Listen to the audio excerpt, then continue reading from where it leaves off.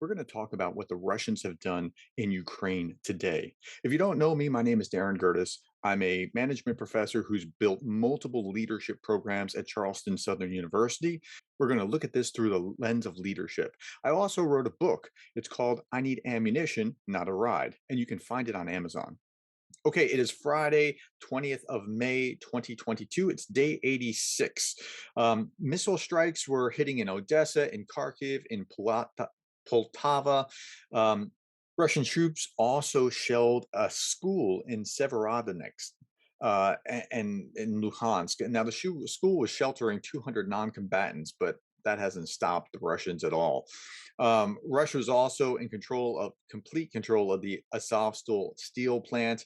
Yeah, I mean, we know that that has fallen now. The question was not why did it fall? I mean, it's after 80 days of resistance, but how did they last so long? Um, and we finally got an answer. Zelensky answers this today. In a speech, he says that helicopter pilots for many weeks were flying there, knowing that 90% would not be returning, and they're absolutely heroic. And so the helicopters were flying in food and water and supplies and ammunition, and it was a one-way trip, and they knew it, and that's pretty amazing. Okay, today U.S. officials also condemned Russia for essentially weaponizing the food supply. And you've heard some back and forth about that already. Dmitry Medvedev, the deputy chairman of Russia's Security Council, replies when he's accused with this. Look, there's no logic. On one hand, insane sanctions are being imposed against us. On the other hand, they're demanding food supplies. Things don't work like that. We're not idiots. Okay. So he understands, like, he's got this leverage point and they're going to use this leverage point. Now, what's really important here is to understand that Ukraine and Russia, Ukraine's known as the breadbasket of Europe. And between Ukraine and Russia, they account for 30% of global wheat production. And so, and there's corn and soybean and other things as well that's very high. And so it's going to be a real crisis if this doesn't end sooner than later. Okay, so today Finland completed the paperwork to join NATO. Russia was preparing to deploy 12 military units to the western border, which I think is great that they're deploying these units over to the NATO border. That's units that can't go to the war in Ukraine.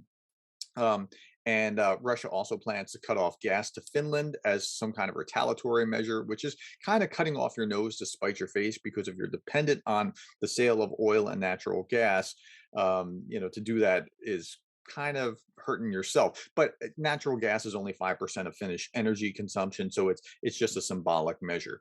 Okay, there's also, now this is really important, there's a bill before the Russians' lower house in parliament, the State Duma, that would change the law to allow Russians over 40 to enter the military. So previously, it had to be between 18 and 40 to enter the military for the first time. And changing that is a real signal that something's not right in Russia. Thank you for listening. I hope it was helpful for your understanding of what was going on in Ukraine today. If you enjoyed this, please subscribe so that you can see what's going on in future days, or you can go back into our past catalog and see what's happened on previous days. Okay, one more thing. If you were moved by this video and you wish to give to humanitarian aid for Ukraine, there's a link below to Samaritan's Purse. It's a reputable organization that will make sure that the aid gets where it's supposed to go. Thanks for your time.